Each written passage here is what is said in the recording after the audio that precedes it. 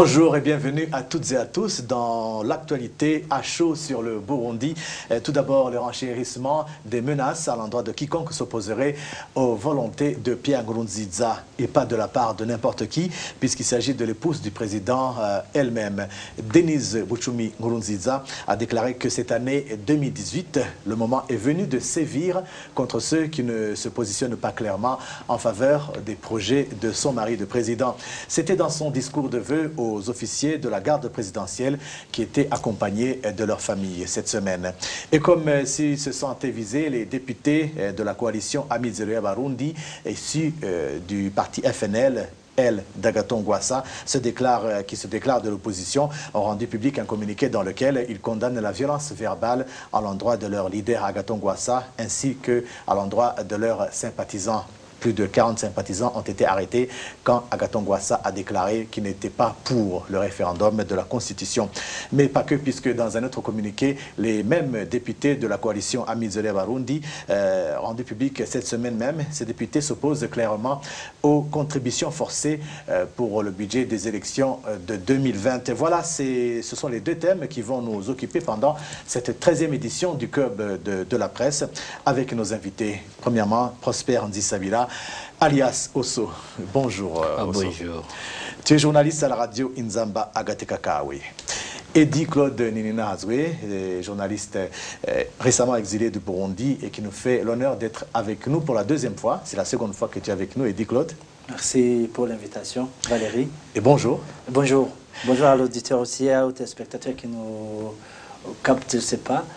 Mais je vais dire que je suis aujourd'hui journaliste indépendant. Je suis blogueur en même temps actif sur mon blog. En exil. Oui, en exil. Il faut le préciser. OK. Et nous sommes également avec Révérien Bazikame, journaliste à la télévision nationale, mais aussi à la radio Inzamba. Non, pas nationale, télévision Renaissance. À la télévision Renaissance, excusez. Bon, peut-être ce sont les 12 ans que j'ai passé à la télévision nationale. Mais c'était une promotion. D'être à la télévision nationale. Mais tu es également journaliste à la radio Inzamba, il faut le préciser, parce que les auditeurs t'entendent dans nos journaux. Oui. Et voilà. Bonjour aussi. C'est la deuxième fois que tu viens sur le plateau. Oui, c'est la deuxième fois. Oui, oui, et voilà. Alors, merci à tous d'être ici et d'avoir répondu à notre appel. Et donc, Denise Buchumi Nkurunziza, c'est l'épouse de Pierre Nkurunziza qui joint sa voix à celle de son mari en appelant à sanctionner sévèrement cette année 2018 tous ceux qui ne sont pas du côté de Pierre Nkurunziza. Prosper Nzisabila, comment avez-vous interprété ce message de Denise Buchumi? Bon, avant de vous répondre, faisons d'abord un retour dans le passé où Denise avait une casquette d'une femme, si j'ose dire, une femme pasteur, une femme qui était chaque fois à l'église, qui faisait des actions humanitaires, donc une femme vraiment qui avait, je dirais, une casquette positive. Et on disait même qu'il n'y avait pas de dialogue entre elle et Pierre Nkurunziza, son mari, et jusqu'à dire que même Pierre Nkurunziza la menaçait même, faisait intervenir des menaces corporelles en disant qu'elle était contre sa politique. Mais par après, vers les années 2013, je crois, quand on célébrait la 51e anniversaire de l'indépendance du Burundi, là, on a été surpris parmi les lauréats, ceux qui étaient prônés, ceux qui étaient, je disais, ce qui était prôné, je dis, avec cette année, on disait que parmi les 12, si je ne me trompe pas, il y avait sa femme, qui est Denise, et son fils. Sa femme, parce que on l'a considérée comme une femme qui faisait de bonnes actions, qui était une femme humanitaire, donc pour assister à des orphelins, pour assister à des femmes veuves, à d'autres actions humanitaires. Pour son fils, c'était parce qu'il avait eu des bons points à l'école. Je ne sais pas si c'était combien, même s'il y avait beaucoup de critiques à cette époque. Et c'est là où on a dit, et maintenant, ils sont vraiment, maintenant, ils émettent sur les mêmes ondes, ils sont ensemble, partout, même ces divergences maintenant, on n'en parle plus.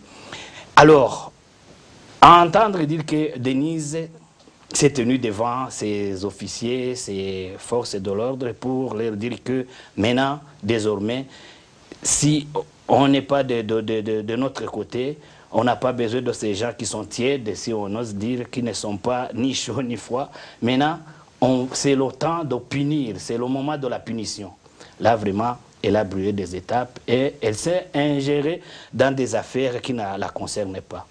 Et dit Claude, Denis Bouchoumingoza a fait référence à des passages bibliques en parlant des sanctions que Dieu entend appliquer sur ceux qui ne vivent pas clairement leur foi. Qu'est-ce que cela peut signifier? S'appuyer sur les paroles bibliques pour menacer les officiers de la garde présidentielle.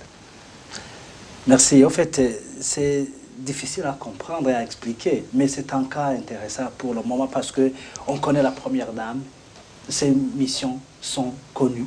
Mais aujourd'hui, on remarque une révérende pasteur de l'Église qui passe à la politique, passant par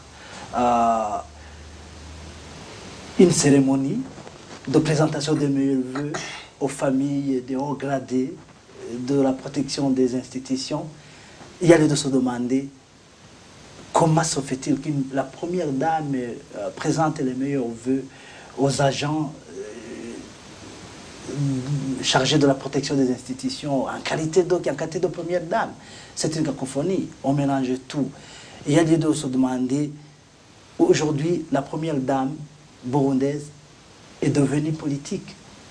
Finalement, elle se cache derrière l'Église pour faire la politique, parce que ça a été découvert. Comment se fait-il que la première dame donne des injonctions aux officiers supérieurs en charge de la protection des institutions? Il y a lieu de penser que, finalement, on confond les domestiques de la maison avec ces agents de l'État. C'est dommage. Mais pourquoi elle le fait maintenant alors que pendant toutes les années, depuis 2005, que son mari est au pouvoir, elle était toujours dans l'humanitaire en train d'aider les orphelins, la veuve, à travers sa fondation Ubuntu, et maintenant, elle change. Elle fait un virage à 180 degrés. Aujourd'hui, c'est un pouvoir familial. Elle prêche la bonne parole, mais aussi, elle lui met des menaces directement devant ses officiers, où il y a des officiers supérieurs, des généraux même, et voilà, elle tient un tel langage. Pourquoi maintenant, aujourd'hui, en 2018? Il y a de la peur. Il y a de la peur par rapport à la situation dans laquelle la famille présidentielle se retrouve. Parce que aujourd'hui, le président somali veut forcer par référendum son 4e mandat, et ce qui n'est pas à l'unanimité au sein de la famille politique. Je dis au sein de l'FDD. Alors, cela montre que même son épouse, aujourd'hui, se lance dans la campagne de maintenir au cap son mari, le président, qui fait forcer le référendum pour réussir son 4e mandat. Et ce qui n'est pas à l'unanimité au niveau de la famille politique. Cela démontre qu'il y a de la peur au sein de la famille.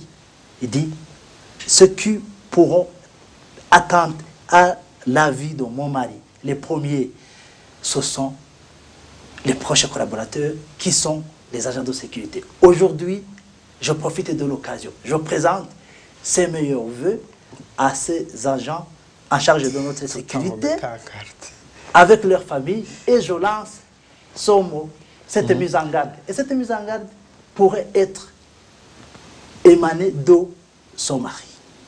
C'est ce que je peux comprendre là-dedans. Alors, reviens, vas-y, Kamwe. Finalement, qu'est-ce que cela représente?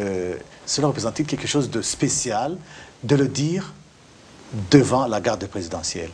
En fait, c'est la dernière phrase de M. Yedi, en fait, qui revient sur un canal spécial pour Pierre Nkurunziza de faire passer son message. Vous l'avez suivi depuis longtemps, lorsque le pouvoir CNDD-FDD a un message à transmettre à la population, mais qu'il trouvait que c'est un message qui peut créer des polémiques, surtout au niveau diplomatique.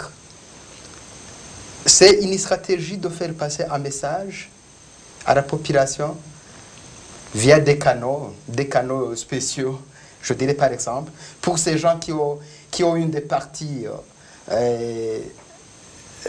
qu'ils ont eu de la part du ministère de l'Intérieur, du moment d'Edouard Ndouimana.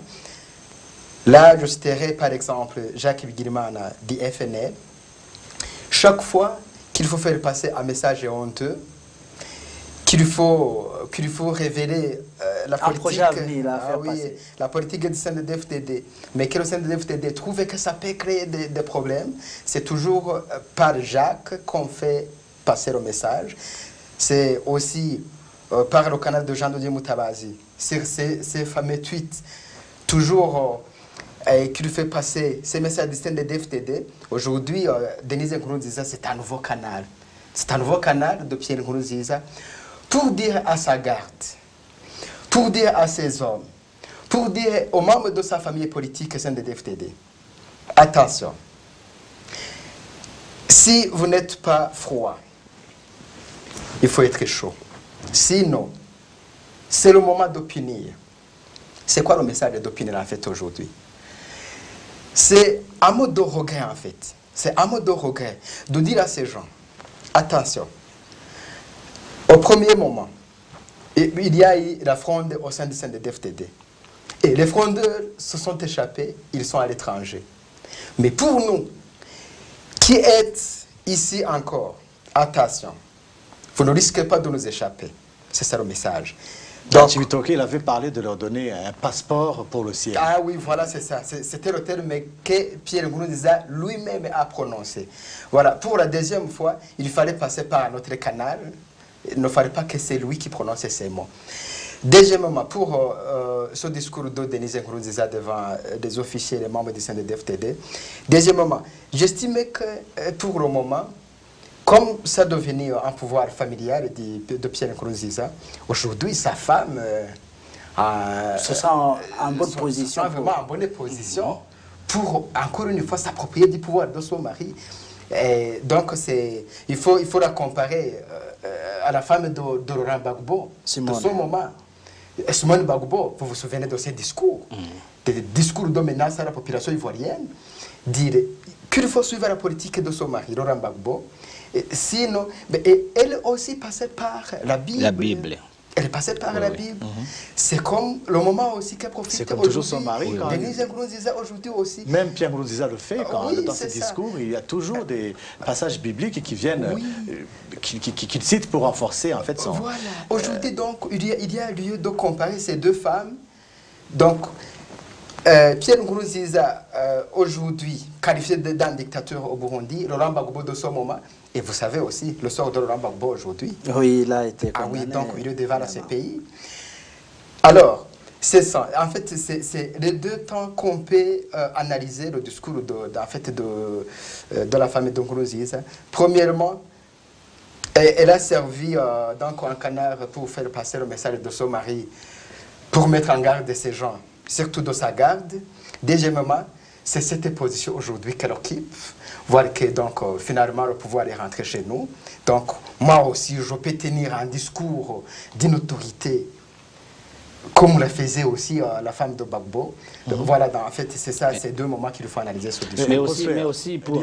Réveillant et dit Claude parle d'une certaine peur qui aurait gagné les rangs du CNDD, des proches de Pierre Nkurunziza, ce qui justifierait ce langage qu'ils sont en train de tenir aujourd'hui. C'est justement ce que j'allais dire. Parce que avant avoir le système, l'échec des frondeurs, il fallait aussi se créer un autre, je dirais, une autre porte, de sortie. Peut-être qu'il fallait aller trouver dans sa propre famille un support et un appui pour peut-être gagner ou bien avoir d'autres informations provenant de ses ennemis. Donc, il fallait aussi chercher dans sa famille, dans d'autres familles, dans d'autres membres proches, pour éviter aussi d'autres échecs qui vont peut-être, qui peuvent arriver dans l'avenir. C'est pourquoi il avait avant préparé sa famille avec ses décorations. Et je me souviens, à cette époque, il y avait... Et c'était Bouchoumi Balimouette qui était... C'est Siméon Balimouette qui était politologue, qui avait dit que... Donc, c'était une déviation vers la dictature, le fait de décorer sa femme, ses membres de la famille. Son enfant qui avait travaillé à l'école. C'était aussi la médiatisation de sa famille. Donc, pour montrer que sa famille peut aussi, c'est maintenant qu'on est en train de le voir, qu'on est en train d'appliquer, c'est qu'on avait formé dans sa famille, et maintenant, c'est l'application. Mais aller directement devant ces forces de l'ordre, vraiment, je répète encore une fois, elle a brûlé des étapes. Il fallait passer par d'autres canaux. Okay. Il y a lieu de confondre, si je complète mon confrère Prosper, il y a lieu de confondre plutôt les missions de la première dame. Il y a des premières dames qui se sont passées, il y a des premières dames ailleurs, mais auparavant, on voyait des actions humanitaires qui sont faites par Denise Uchumi et des actions qui sont vraiment louables, des actions sociales. Aujourd'hui, voilà, on se lasse dans la politique. Je crois qu'il y a lieu de confondre les missions en charge pour une première dame. Et en plus, quel est son parcours en matière de cette chose? Voilà.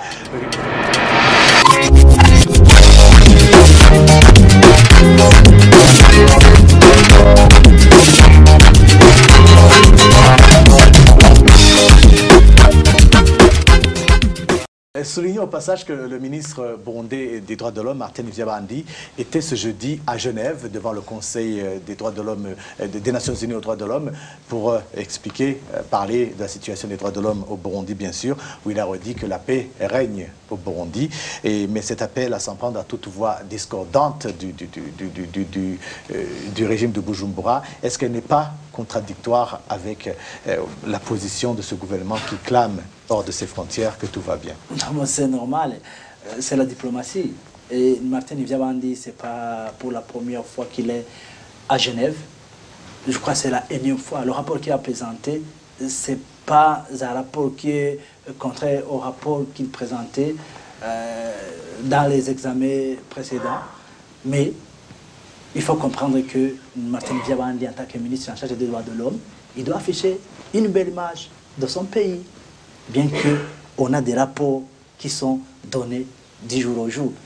Et il y a lieu de signaler aussi que pendant qu'il présentait son rapport des droits de la situation des droits de l'homme au Burundi, on rapportait que en même temps, à Bujumbura, c'était le contraire. Des forces de l'ordre opéraient une fois perquisition au quartier Katrangagara. C'était le service de renseignement. Et des jeunes ont été arrêtés sans mandat. Alors que à ce moment... Et jusqu'à hier soir, là, leur famille ne savait pas où ils étaient détenus. Voilà. Et non, des cadavres aussi, donc il y avait des cadavres. Non, il y a des rapports qui sont donnés à chaque fois. Là et là, même à l'intérieur du donc, pays. Martin Vyabandi, ce qu'il a présenté, il l'a fait en tant que représentant du gouvernement, et c'est la diplomatie, bien que on est en face de tout le rapport qui est à jour au niveau de la situation au Burundi. Et il y a lieu de saluer aussi qu'il y a des nations qui ont émis des recommandations sanitaires, notamment le Canada, la Belgique, ainsi que d'autres pays. Donc, c'était montrer que... Oui, qui prenait l'amélioration de la situation au Burundi. Oui. On a écouté et on a salué le rapport, mais on a dit mais. Ok, ben, dans la foulée, le groupe des parlementaires de la coalition Amizero Yabarundi, issu du parti FNL pro-Agathon Rwasa, a rendu public un communiqué dans lequel il fustigeait la violence verbale utilisée contre leur leader, ainsi que la violence et les arrestations opérées contre les nombreux sympathisants du parti de Agathon Rwasa, et depuis que ce dernier a déclaré qu'il était contre le référendum sur la Constitution. Au moins 40 de ces sympathisants ont été arrêtés par les forces de l'ordre et les services de renseignement. Il s'agit bien sûr de ces députés de la de la coalition Amizero Yabarundi qui se disent de l'opposition et qui exprimaient ces inquiétudes à travers un communiqué qui a été rendu public il y a 2 jours. Leur crainte était justifiée, Prosper? Justement, c'était justifié parce que depuis longtemps, on assistait à des arrestations, à des tueries des membres. Et maintenant, quand on parle des FNR, c'est justement les membres d'Amizero Yabarundi, parce que FNR aussi, de Rwasa, fait partie d'Amizero Yabarundi. Alors, si on dit qu'ils sont terrorisés, il y a des menaces, là, depuis longtemps, avec Agathon Rwasa, on avait commencé à montrer à ses sympathisants que même ces représentants, même les représentants d'Amizero Barundi ne sont liés dans le gouvernement. Ils sont rabaissés, ils sont minimisés. Alors, s'ils sont minimisés, toi qui es peut-être sympathisant, tu vas dire je ne peux pas suivre quelqu'un qui n'a pas de force. Et après, on revient vers ces dirigeants en disant faites attention avec ceci et cela. Donc ce sont des menaces et après ces menaces, je suis sûr qu'ils sont capables de faire même d'autres choses après les menaces. Mais ils se disent de l'opposition, mais en même temps, ils ont 5 ministres au gouvernement. Là, c'est difficile de comprendre avec cette politique d'Amizero Barundi parce que même avec l'effectif, on sait d'où l'effectif est venu. On sait qu'il y a 25 parlementaires, députés, on sait qu'il y a 5 ministres, mais est-ce qu'avec les élections, ils étaient candidats? D'où sont venus ces effectifs? Alors, en disant qu'ils sont de l'opposition, bon, d'une part, avec ces discours, ce sont des discours qui disent qu'ils sont de l'opposition, mais en vérité, on ne peut pas être de l'opposition à un État dans ce gouvernement. Effectivement, Révérien, l'article 4 de la loi sur les partis d'opposition est clair là-dessus. Pour qu'un opposant puisse entrer au gouvernement, il doit d'abord signer une déclaration officielle dans laquelle il dit clairement qu'il n'est plus de l'opposition. Nous avons 5 ministres de la coalition Amizero qui sont au gouvernement et Agathon Rwasa et les siens crient haut et fort qui sont de l'opposition. Pourquoi demander, alors pourquoi est-ce qu'ils demandent au régime de Bujumbura de respecter l'accord d'Arusha et la Constitution, de ne pas violer les 2 lois, et en même temps, eux aussi violent les lois nationales? C'est une contradiction.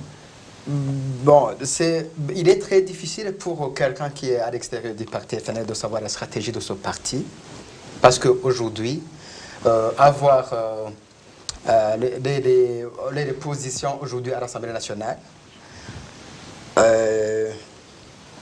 si on doit considérer le blocage que les 25 députés d'Amizero Barundi ont constitué jusqu'à faire peur au président Nkurunziza de ne pas procéder par l'Assemblée nationale et pour amender la Constitution, là, je dirais que c'est une chose à saluer, tout de même.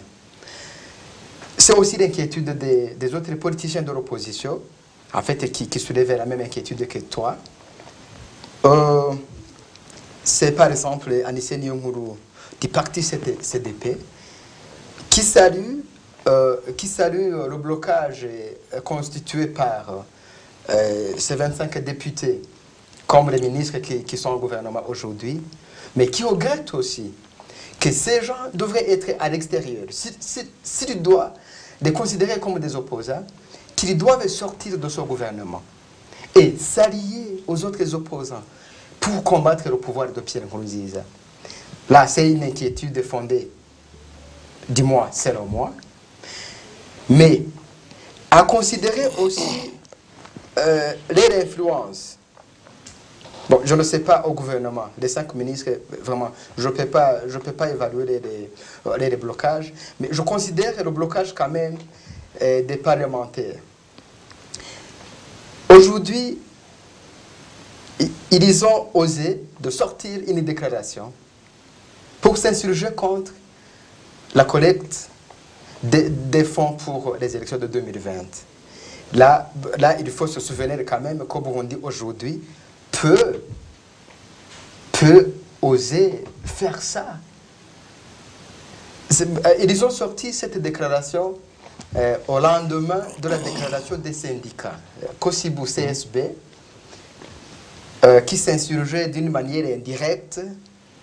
Ils avaient demandé au ministre de l'Intérieur de surseoir sur la décision. Sa décision. Oui, de retenir de cette contribution au compte des fonctionnaires.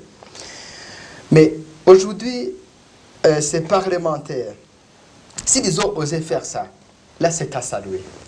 Là quand même, il n'y a pas vraiment de doute, c'est à saluer. parce qu'aujourd'hui au Burundi, c'est difficile de se rebeller contre une mesure des gouvernements. Bon, dire qu'ils sont aujourd'hui au gouvernement, en même temps, ils s'appellent des opposants, là, ça dépend de la politique du FNL. Oui, c'est vrai, les uns des autres soulèvent des inquiétudes par rapport à l'appellation, s'ils sont de l'opposition ou du gouvernement. Mais ce qui est clair, ces gens se sont opposés plus d'une fois à certaines décisions du gouvernement et qui poussaient le pays vers le gouffre. Alors pourquoi ils restent dans ce gouvernement qu'ils accusent surtout de mener la vie difficile aux sympathisants du FNL pro-Gwassa? On entend ici, par là, des sympathisants de Gwassa qui sont tués, et qui sont emprisonnés, qui sont torturés par les forces de l'ordre et les services de renseignement, et qui sont battus impunément par les miliciens Imbonerakure sur toutes les collines du pays. Mais pourquoi alors rester dans ce gouvernement que vous accusez en même temps de vous mener à la vie difficile, de violations graves des droits de l'homme? Eddy Claude. C'est une humiliation. C'est regrettable que ces militants sont tués et ils restent là et continuent à crier, mais ils ne quittent pas.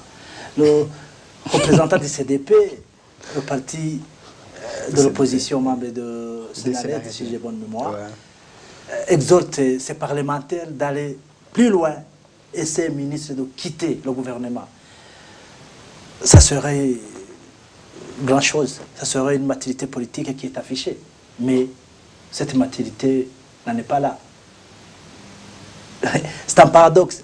Le ministre en charge de la fonction publique aujourd'hui sort en communiqué une ordonnance exhortant et rappelant les fonctionnaires, les citoyens fonctionnaires, si je le dis comme il l'a écrit, les citoyens fonctionnels doivent se rappeler qu'ils doivent contribuer. Et le prélèvement au niveau de le salaire commence dès ce mois de janvier 2018. Ça fait partie de son cahier de charge. C'est son cahier de charge. Ah oui. Mais il y a aussi les syndicats, oui. Qui ont écrit au ministre de l'Intérieur et des Finances, auteur de l'ordonnance, qui fait polémique aujourd'hui.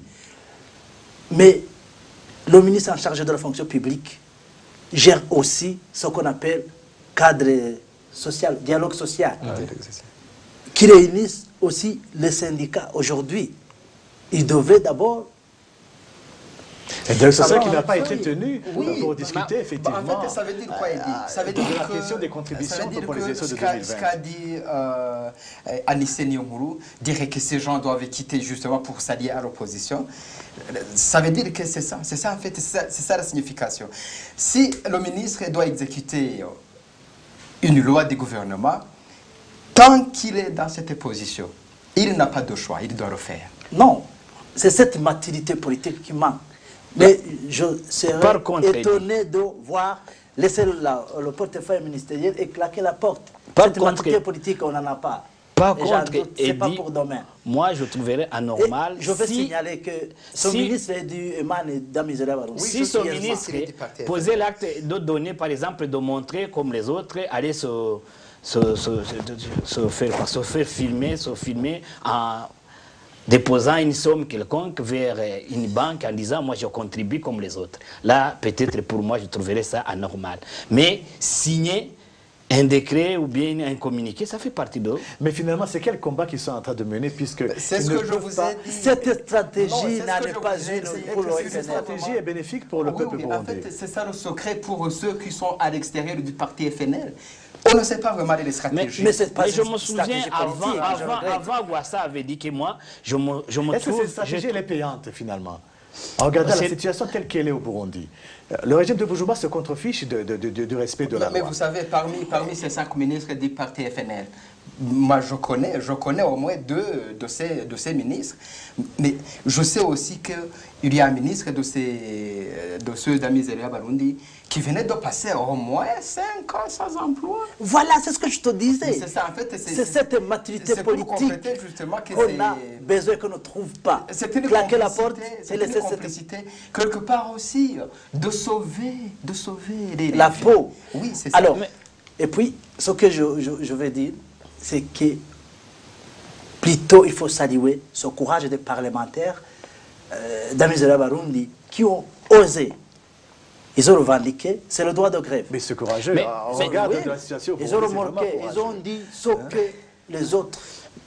Mais Disent je crois au bas. que c'est une place pour avoir la parole. Souvenez-vous, il y a des gens qui ne sont pas dans ce gouvernement, qui sont à l'extérieur, qui sont dans l'opposition, mais qui disent que si j'étais dans ce gouvernement, j'aurais dit ceci, ceci. C'est difficile de contraindre ou contrarier la volonté du gouvernement alors que tu fais partie de ce gouvernement. C'est difficile. Moi, je trouve La que c'est stratégie une façon. FNL, moi, je ne trouve pas une stratégie qui est là. Parce que Moi, je trouve que c'est une Mais façon tout de de même, mettre tout de le même, gouvernement en au moins, sandwich. il faut au moins- Donc, il il y a faut une au moins- opposition à l'extérieur, il y a Est-ce aussi... qu'ils ont cette force? Mais S'ils ce sont- gouvernement, leurs sympathisants sont en train d'être tués, sont en train d'être emprisonnés, Oui, quelquefois, ils sont malmenés. quelquefois les forces se manifestent quand même. Oui, Il oui. faut considérer au moins deux exemples. Il y a le blocage qu'ils ont fait à l'Assemblée nationale pour ne pas amender la Constitution via l'Assemblée nationale. C'est pourquoi Pierre Nkurunziza a adopté justement la voie du référendum. Considérez aussi, oui, la fois passée, lorsque les parlementaires se sont levés contre la mesure de prélever les fonds pour contribuer aux élections de 2020. Peu de personnes aujourd'hui à Bujumbura peuvent oser faire ça. mais Faut- c'est ce que faut je dis, considérer- c'est un droit de grève qui a été Mais exécuté écoutez, par il y ces a- parlementaires. Et c'est il y a bien une question qui revient. Les mêmes parlementaires, la même coalition Amizera Barundi demande au gouvernement de ne plus violer la loi, en commençant par l'accord d'Arusha pour la paix et la réconciliation signé en 2000 et la constitution du Burundi. Les mêmes qui sont en train de demander au gouvernement de respecter la loi et aussi de violer la loi qui concerne la fameuse loi sur les partis politiques de l'opposition. Qui cadre bien comment on participe ou pas au gouvernement. Alors, pourquoi ce deux poids, deux mesures? Est-ce que c'est vraiment salutaire? C'est pour le peuple burundais, parce que c'est la question qu'on se pose. Tous ceux qui sont en train d'agir, les conséquences, ça retombe sur le peuple burundais. Ce deux poids, deux mesures. Mais Est-ce souvenez-vous qu'il est aussi, efficace, finalement? comment les cinq ministres sont entrés au gouvernement. Souvenez-vous comment les 25 députés ont été admis à l'Assemblée nationale. Là, vraiment, il ne faut pas oublier ça. Parce que le parti FNL d'Agatogwassa n'a jamais fait propagande en 2015. Ils étaient Tout dans la simplement, coalition Amizera ça a Barundi. été le jeu du CNDD-FDD Oui. pour avoir ses alliés au gouvernement et à l'Assemblée nationale.